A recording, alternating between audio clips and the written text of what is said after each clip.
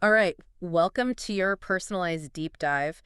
We're going to be unpacking some really interesting excerpts today hmm from the book The Truth About Relativity and Why Everything is Relative, even when it shouldn't be. Okay. And it's all about behavioral economics, Right. which, we've all heard about those perfect economic models, Yeah. but this is about how our brains actually work. Exactly. Yeah. Yeah, that fascinating kind of blend of psychology and economics that Yeah. I think really reveals how much our choices are influenced by things we might not even realize. Yeah, even just looking at the table of contents, you see all these kind of like quirky things about human nature, Ah, like the influence of arousal, the problem of procrastination, and even like why we're dishonest sometimes. It's like peeking behind the curtain of like everyday decisions and seeing like the Yes. machinery at work Yeah. that isn't always so rational. Yeah. And I thought this one chapter title was really interesting. Okay.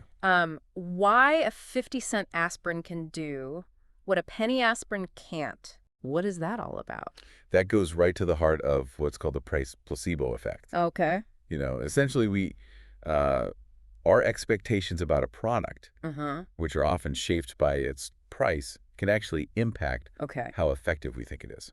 So you're telling me that if I think something's more expensive, Yeah? it might actually work better, Yeah. even if it's like the same thing. That's what the research suggests. Wow. Our brains associate higher prices with higher quality, Okay. and that belief can actually trigger a physiological response Interesting. that makes the product seem more effective. It's like our perceptions really have a big role Huge role. in how we experience things. Absolutely. It's kind of mind-blowing. It is. Like how many of our purchasing decisions are based on this? Right. Like we just assume that higher price means Right. higher quality. It seems intuitive, Yeah. but it's not always the case. This is a game changer. It is. Yeah, this isn't just about clever marketing tactics. This is like a Yeah. fundamental thing about how our brains work and Oh, yeah. process information. So another chapter title that really intrigued me was The Context of Our Character, Why We Are Dishonest and What We Can Do About It. Okay. I mean, isn't dishonesty just dishonest? Right. Like, how can the context matter? Yeah, that's the intriguing question that this chapter kind of explores. Okay. It challenges this notion that, like, Okay. we have a fixed level of honesty, Uh-huh. and it highlights how powerful situational factors are. So, like, even if we think we're an ethical person, Yeah, the situation can kind of push us back precisely. into being dishonest. It's a bit unsettling, Yeah. but the research is really compelling. Okay. Even subtle cues in our environment can impact our likelihood of being dishonest. Really? For instance, studies have shown that people are more likely to cheat or steal when they're handling cash Really? versus credit cards. I mean, money is money. Right. What's... It seems that the physical act of handling money, Okay. that tangible, like, representation of value, Uh-huh. triggers, like, a different set of moral calculations Well, in our brains yeah. compared to, like, the more abstract nature of a credit card. That's fascinating. Like Yeah. our environment's influencing our behavior without us even realizing it. Exactly. Wow. Okay. And this is really just the tip of the iceberg. I'm going to be more mindful of that now for sure. Right. I am. There's a whole world of fascinating insights about human behavior waiting to be explored. Okay. Well, I'm ready to dive deeper. Right. Let's see what other surprising discoveries await us in these pages. Sounds good. Okay. So the next chapter is called The Influence of Arousal. Why hot is much hotter than we realize. Okay. Now, I'm no prude, but does this really belong in a book about behavioral economics? Don't let the title fool you. Okay. This isn't about romance. Okay. This chapter is about the impact of our emotional and physical state on our decision-making, particularly when we're experiencing heightened arousal or excitement. So like when you're feeling really happy Yeah. or excited Or stressed, even. or stressed, Yeah. could those emotions cloud our judgment? Exactly. Okay. When our arousal levels are elevated, Okay. we're often more impulsive, Uh-huh. more likely to take risks, and less likely to think things through carefully. It's like our rational mind takes a back seat. Yeah. Okay, that explains a lot. Right. Like that time I bought those concert tickets after a really good day at work. Yeah. Like I was not thinking straight. You're feeling good. I was feeling good. Yeah, and when we're in that heightened emotional state, Yeah. our brains tend to prioritize immediate gratification over long-term consequences. Right. We get caught up in the moment, Okay. and our decision-making reflects that. So how do we prevent our Yeah, emotions from hijacking our decisions, that's a great question. especially in those hot moments? Yeah, and one that I think we'll delve into further Yeah. as we explore more of this book. Okay. But I think for now, just that awareness, Okay. just Yeah. recognizing that our emotions can influence our decisions, even in subtle ways, Okay. is a powerful first step. Awareness is key. It is. It's like shining a light on those hidden forces that are shaping our choices. Yeah. I'm ready to keep digging. Right. What other intriguing chapters are waiting for us in this deep dive? So this next chapter really resonated with me. Okay. It's called The Problem of Procrastination and Self-Control. Oh, yeah. And I think we could all relate to this on some level. Absolutely. Yeah. I am the queen of procrastination. Right. Like, Yep. I have this love-hate relationship with my to-do list. Uh-huh. I know what I should be doing, Yeah. but there's always something more tempting. It's that classic battle between our present self and our future self. Right. We all want to be productive, Mhm. achieve our goals, make healthy choices. Right. But then there's that immediate gratification, Yeah. whispering in our ear. Another episode. Yeah, that extra slice of cake. You're reading my mind. Yeah. So is this just a matter of willpower then? That's a good question. Or It's definitely more complex than just willpower. okay. This chapter goes into the neuroscience behind procrastination, Okay. exploring how our brains value present rewards Uh-huh. versus future rewards. Okay. And it turns out our brains are wired to prioritize Okay. those immediate pleasures, Even if we know. even if we know logically Yeah. that the future rewards would be greater. It's like our brain's playing tricks on us, Exactly. making us choose the thing that's not really the best for us in the long run. Yeah, it's like a fascinating evolutionary quirk. Okay. Back in the day when resources were scarce, Uh-huh. it made sense to seize the reward that's right in front of you. Right. Because who knew what tomorrow would bring? Right. But in our modern world, where we have more stability, long-term goals, Yeah. this tendency can really backfire. Okay, so how do we break free from that procrastination trap? Yeah. Are there any strategies? The book offers some really insightful strategies, Okay. one of which is called pre-commitment. Okay. It's basically about removing temptation Uh-huh. from the equation by setting up systems Okay. that make it easier to make the desired choice. Right. For example, if you want to save more money, Yeah. you could set up an automatic transfer to your savings account each month. Okay. That way, the decision is already made. You don't have to wrestle with your impulsive self. That's brilliant. Yeah. I love that idea. Yeah, it's like outsmarting your own brain, Yeah. setting up those safeguards in advance. What other techniques are there? Another interesting concept is called temptation bundling. It's Yeah. about pairing something you enjoy Mm-hmm. with something you need to do but tend to procrastinate on. Okay. So, for example, if you hate working out, Okay. but you love listening to podcasts, Right. you could allow yourself to only listen to your favorite podcasts while exercising. Okay, I get it. Make the less desirable activity more appealing. It's like tricking yourself into doing the right thing.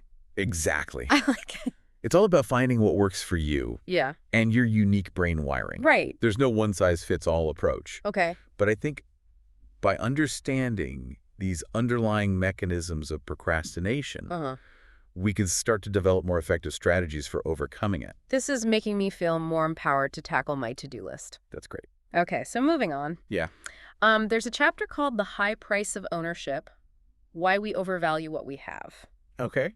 And I'm thinking this might relate to my overflowing closet. I think it will resonate with a lot of people. Yeah. This chapter dives into a phenomenon called the endowment effect, Okay. which explains why we tend to place a higher value on things we own, Okay. even if those things have no real sentimental or practical value. So just because I own something, I automatically think it's more valuable than somebody else would. It's like ownership itself Okay. imbues an object with added worth in our minds. Okay. And this has some interesting implications Okay. for our behavior, Okay. particularly when it comes to buying, selling, Uh-huh. even decluttering, Yeah, like I have so much stuff I haven't used in years, right? but I can't get rid of it. It's hard to let go. It is. Yeah, the endowment effect can make it hard to let go, Yeah. even when we know logically that we'd be better off without all the clutter. Right. It's a reminder that our emotional attachments Yeah. can sometimes override Yeah. our rational decision-making. So how do we combat this? Yeah, that's a good question. How can we be more objective? The book suggests trying to shift your perspective. Okay. Instead of focusing on what you'd be losing by getting rid of something, Uh-huh. consider the benefits of having more space, Okay. less clutter, even the money you could make by selling it. Okay. It's about reframing the decision Uh-huh. in a way that minimizes that perceived loss, Okay. emphasizes the potential gains. That's a good tip. Yeah, I'm going to try that good. next time I'm feeling overwhelmed by all my stuff. Yeah, remember, awareness is the first step. Okay. Once you understand how the endowment effect works, Mm-hmm. you can start to make more conscious choices about what you value and what you choose to keep. Maybe I'll even host a yard sale. There you go. Okay, so moving on. Okay. There's another chapter called Keeping Doors Open, Why Options Distract Us from Our Main Objective. Okay. And this sounds suspiciously like my online shopping habits. Yeah, I think that's an excellent connection. Yeah. This chapter explores our tendency to crave options, Mm-hmm. even when having too many choices actually hinders our ability to make decisions and Yeah. achieve our goals. Yeah. In today's world, Uh-huh. where we're bombarded with endless options. Yeah. This can be a real challenge. I spend hours browsing online, Yeah. adding things to my cart, Right. but then rarely actually buying anything. Yeah. You get paralyzed by all the choices. Yeah, and I end up feeling overwhelmed Right. and dissatisfied. That's that classic example of the paradox of choice. Yeah. We often assume that more options equal more freedom and happiness. Right. But in reality, Yeah. it can lead to decision fatigue, Yeah. anxiety, Uh-huh. a sense of regret. Wow. So this chapter argues that by limiting our choices, Okay. focusing on what truly matters, Uh-huh. closing some metaphorical doors, Right. we can actually free up mental energy Okay. and make more progress toward our goals. So it's not about deprivation. Right. It's about being intentional with our choices Exactly. and focusing on what really aligns with our values. It's about recognizing that our time and energy are precious resources, Yeah. and we can't afford to waste them on endless browsing or pursuing every shiny object that catches our attention. Right. By streamlining our choices, Yeah. simplifying our lives, Uh-huh. we create more space for the things that truly matter. I'm definitely feeling a sense of clarity emerging from this deep dive. That's great. It's like I'm starting to see those patterns of behavior Yeah. that have been holding me back, and I'm finally getting some tools to break free. That's the power of understanding how our minds work. Yeah. It's not about being perfect Right. or never making mistakes. Yeah. It's about becoming more aware of our biases and tendencies Oh. so that we can make more informed and intentional choices. All right, let's keep this momentum going. Sounds good. What other insights are waiting for us in these excerpts? All right, hit me with some more insights. Okay, so this next chapter is called The Effect of Expectations, Mm-hmm. Why the Mind Gets What It Expects. Okay. And it really dives into that idea of self-fulfilling prophecies. Okay. You know how our beliefs can actually shape our reality? Yeah. So, like, if I go into something expecting it to be a disaster, Yeah. it's probably going to turn out that way. It's not quite that simple, Okay. but there's definitely truth to that. Okay. Our expectations kind of act like filters. Yeah. They influence how we interpret events, Okay. how we interact with the world. Okay. So if we're anticipating negativity, Yeah. we're more likely to notice the negative aspects of a situation, Right. which can create kind of a downward spiral. Yeah. But I guess the reverse is true too then? Exactly. If you go in expecting something positive. Yeah, positive expectations can lead to positive outcomes. So it's like the power of positive thinking, It is. but backed by science. Exactly. I like it. This chapter highlights how powerful our thoughts and beliefs really are. Ah. It's not about ignoring reality or pretending everything's perfect. Right. It's about recognizing the power of our mindset Okay. and choosing to approach things with like Uh-huh. a more optimistic, Yeah. constructive outlook. So we're not just like passively observing life. Right. We're actively shaping it Exactly. through our expectations. That's a pretty empowering thought. It is pretty empowering. It is. Yeah. Mhm. It means we have more control than we realize. Okay. And I think it underscores the importance of cultivating a more positive and resilient mindset. Okay, so this next chapter is called The Power of Price. Oh, okay. Wait a minute. Yeah. Didn't we already cover this with the 50-cent aspirin chapter? We touched on the price placebo effect, Right. but this chapter goes a little deeper Okay. into the psychology of pricing. Okay. It goes beyond just the placebo effect Okay. and looks at how prices can signal quality, Uh-huh. scarcity, even social status. It's like a whole hidden language Yeah. of price tags that have been missing. It's fascinating, isn't it? Yeah. Prices convey so much more information than we realize, Okay. and by understanding these subtle cues, Yeah. we can become more savvy consumers. Okay, give me the inside scoop. All right, well, for example, Yeah. we tend to perceive limited time offers as more valuable, Okay. even if the price is the same. Yeah. That sense of urgency triggers this fear of missing out, Okay. which can lead to those impulse purchases. That's why I always fall for those flash sales. We all do to some extent, Yeah. but by recognizing these psychological triggers, Right? we can be more mindful Yeah. of our spending habits. And make better choices. Exactly. Okay, so what else does this chapter reveal? Well, it also explores how pricing can shape perceptions of quality. Okay. A higher price tag often leads people to think it's higher quality. Right. Like if something costs more, Yeah, it must be better. exactly. Makes sense. And this applies to services and experiences too. Okay. It's all about how we perceive value. Okay. I'm going to be way more aware of price tags now. I think that's a good takeaway. Yeah. This whole deep dive has been really insightful. Good. Like I'm understanding consumer behavior so much better That's great. and feeling empowered to make more informed choices. That's the beauty of behavioral economics.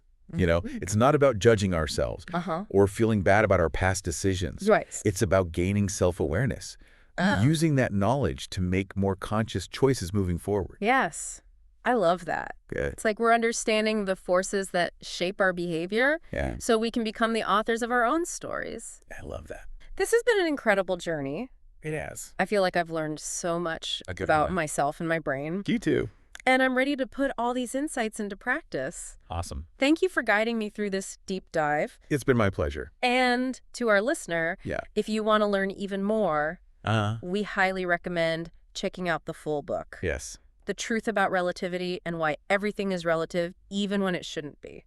Great. Happy reading Happy reading. and happy decision making.